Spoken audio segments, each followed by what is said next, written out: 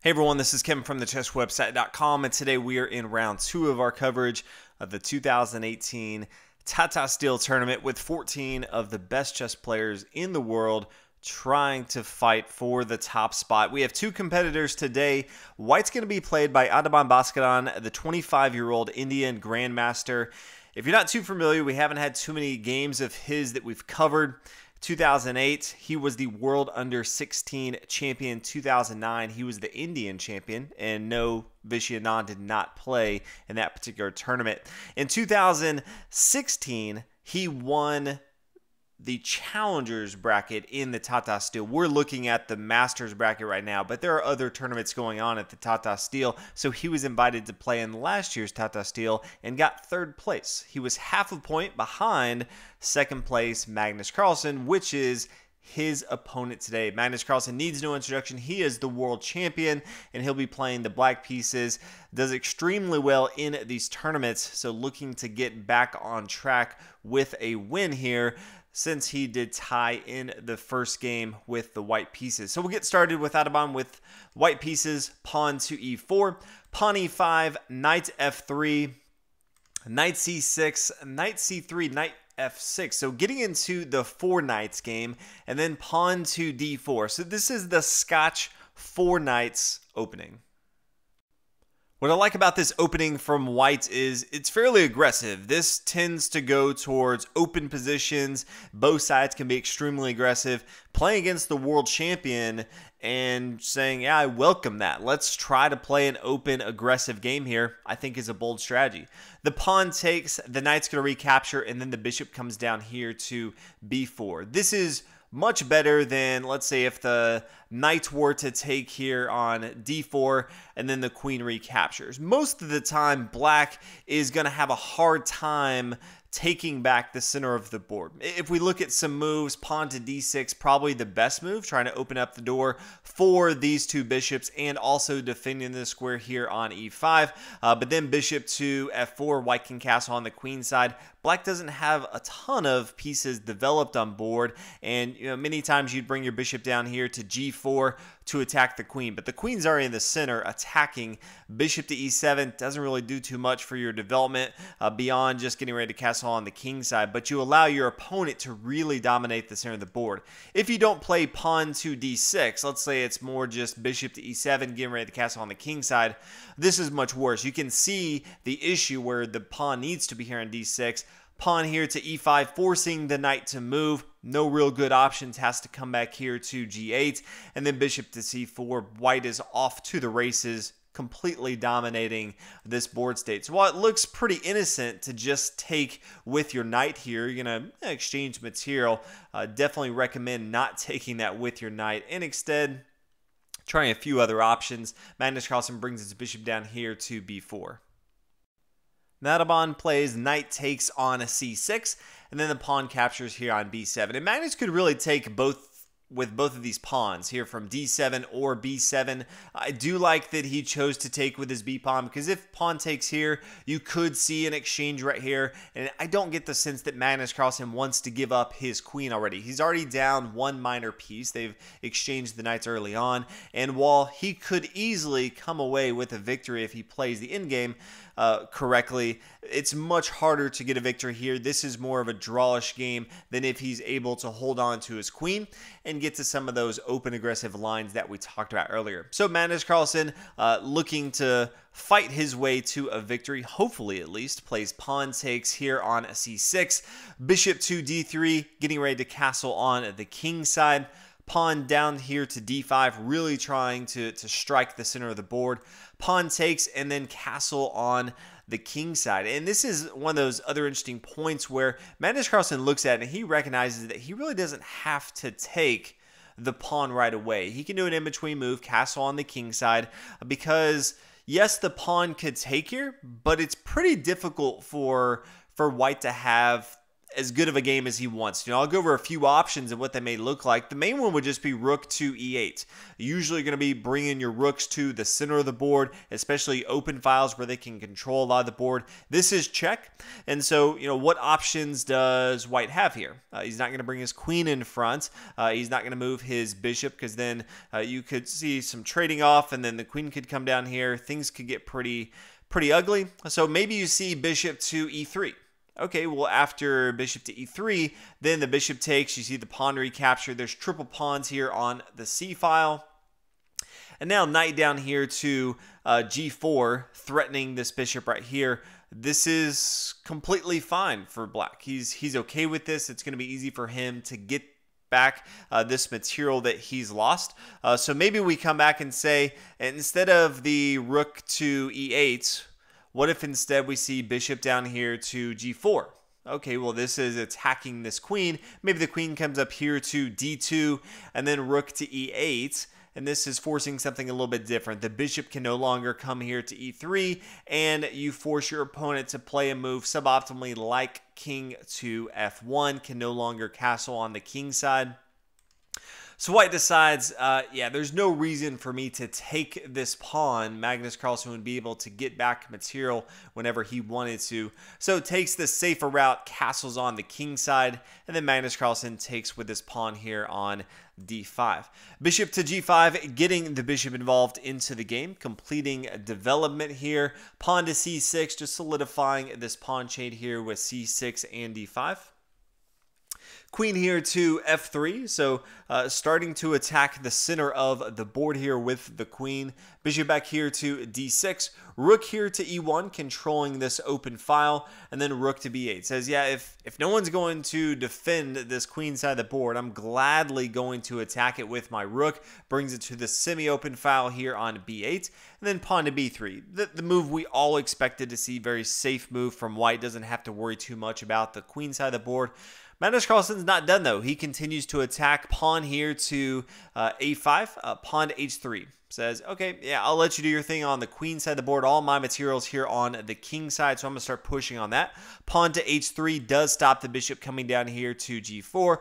Also, if the knight wanted to come down here to g4, wouldn't do that right away since it is being pinned down with his bishop to the queen, but eventually could always bring his knight down here to g4. So after pawn to h3, a pawn to h6. And this is, somewhat interesting because Magnus Carlsen is forcing his opponent to pretty much do the exchange we're going to be showing. That's bishop takes here on f6, queen takes, the queen takes, and then the pawn takes here on f6. So Magnus Carlsen has given himself a double pawn structure here on the f file with no connecting pawns. So definitely not good for Magnus Carlsen, but the thing he did gain is a bishop pair. Always valuable for Magnus Carlsen. He tends to always surprise his opponent and do powerful things, especially in an open board state, which we have right now.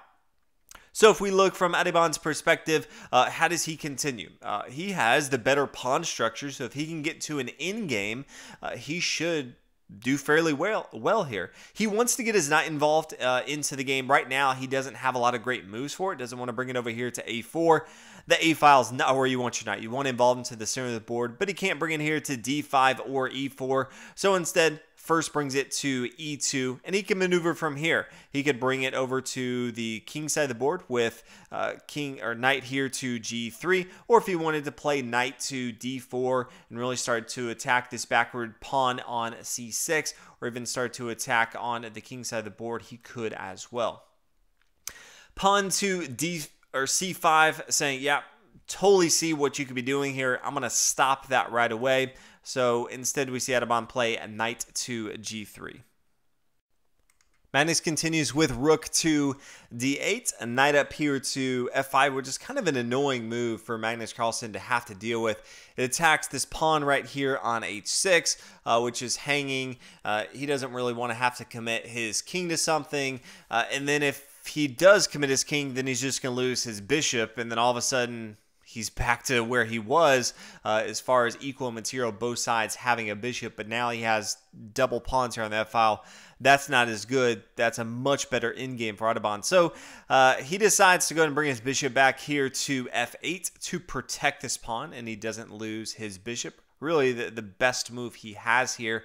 But knight to e7 is tough to deal with because he's going to end up losing a bishop here. This is check, and so he could just take this bishop here on c8. So Magnus Carlsen forced to just take here, and after the rook takes on e7, all of a sudden White is in the better position. Both sides have a light square bishop on board, but White definitely has the better pawn structures. Magnus Carlsen having 4 different sections here, or pawn chains, and the double pawns here on the f file. Not ideal for Magnus Carlsen.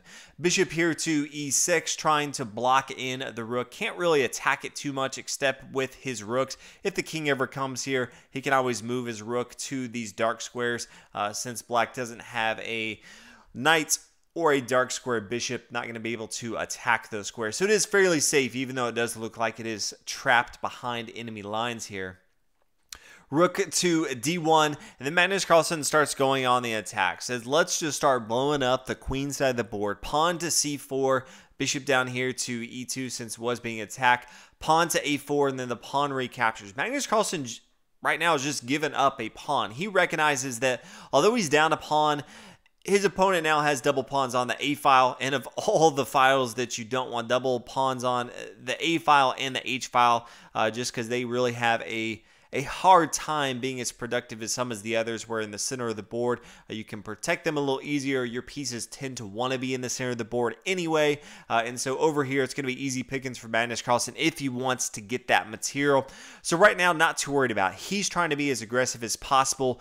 Bishop to f5, attacking this pawn, and then bishop to f3. And this is interesting because we see White take over 20 minutes for this move. He had 2 main options. He could have played bishop to f3, what he played, but he could have also played pawn to c3, which is interesting. Does not give up this material right here on c2, which he did in the game from playing the bishop here to f3, but instead, is just kind of asking his opponent, what do you want to do here? Pawn to d4. Okay, we could see an exchange with the bishop taking here on c4. And then if the pawn wants to take on c3, we see some exchange. I think this is fine from White's perspective. This isn't easy to find because he doesn't have too much time on the clock. White spent a lot of time throughout this entire game for all of his moves, making sure that they all been precise. Magnus Carlsen, on the other hand, has been pretty quick with all of his moves. But at the end of the day, after 20 minutes, bishop to f3 is the move. Now pawn down here to d4. Pawn up here to a5, and then the bishop takes on c2 as we talked about. Magnus Carlsen's not even too worried about this pawn up here on a5. The rook is being attacked, so the rook comes here to c1, attacking the bishop, and then rook down here to b1 adds maximum pressure to his opponent, really forcing his opponent to have an exchange here. He can't take the bishop because this rook is being pinned down to the king. That would be an illegal move. So decides really doesn't have an option. Let's go ahead and take that rook. Bishop takes here, attacking this pawn, looking to gobble up some material here. Rook to c7, but then pawn pushing forward to c3. So Black has 2 passed pawns that are connected, which is the best type of passed pawn to have. Having a buddy there to protect you, and you don't have to worry about your rooks or bishops or anything protecting them. But Black does have a rook behind, helping push these pawns if he ever needs to. White, he does have his own passed pawn here, but doesn't have his rook behind that. Pushing forward is a little bit more difficult. The only thing he does have is the square where you would promote to here on a8. He does have a light square bishop. Bad thing about that is his opponent also has a light square bishop, so he can stop the square here on a8 from Black's perspective. Bishop down here to a d1. Rook to a8, attacking that pawn. Rook coming down here to c5, defending that pawn, gobbling up this material right here. So for Magnus Carlsen's side, he has the pawn advantage now, while he does have 2 pawns here on the f-file. These 2 pawns in the center board are just so difficult for White to deal with right now. Bishop here to c2. As far as what other options he had, could try to activate his king, not a lot of great options here. Bishop here to c2, bishop to e6. After gobbled up this material, wants to get his bishop back to the center of the board, controlling things so it can move anywhere he needs to. And back here on a2, really couldn't do that. and so that's why he brings it back. Any other move is just not great. You don't want to bring it here to b3, a c4, or d5. Your opponent would just take those automatically. So bishop to e6 is the go-to move here. King to f1, rook over here to c8 says, let's go and exchange on board. This is going to be fine with me. White doesn't have too many options, decides to go ahead and exchange on board. And you can see this stops the pawn coming here to a6. The bishop can even just come down here to a6 and stop the push right here. Eventually, Magnus Carlsen can get his king involved into the board, pushing these pawns. It's going to be so difficult. There's so many threats that white has to deal with. King here to e2, bishop down here, a6, check. And then king to f3 is the last move. Now, it's tough for white. Just doesn't have enough time left in the game. Only has a few minutes left. Just over 2 minutes left in the game, so can't really think about the best move. Magnus Carlsen has over 42 minutes left on his clock. So while he's trying to go fairly fast at the end of this game, which is nice, he has the advantage right here, and he doesn't want to give his opponent even time to think while Magnus Carlsen has his time going. So right here, we do see king to f3, and then pawn to d3 is the last move. And in this particular spot, we see Adhiban resign. There's no way to really stop the threats that Magnus Carlsen had. Even if white were to play something else, doesn't have to play king to f3. Maybe it was king to e1. It's still going to be very, very difficult to hold on to here. But in the game, after we see king to f3, pawn to d3, the game's over. People always ask, well, how could this game continue? White's really going to have to take here. If he doesn't, black's going to have a very, very easy promotion. But if the bishop takes right here. King over here to e3, so there's not the fastest promotion ever.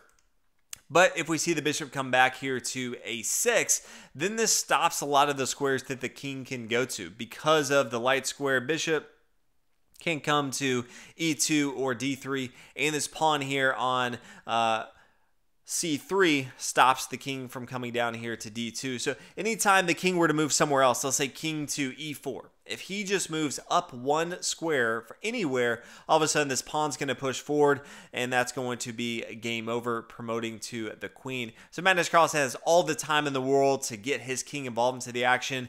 Even if white starts to push forward, doesn't matter, because the king cannot come and add any value to that attack. So Magnus Carlsen would have easily won this game. So all in all, congratulations to Magnus Carlsen. He's half a point behind the lead.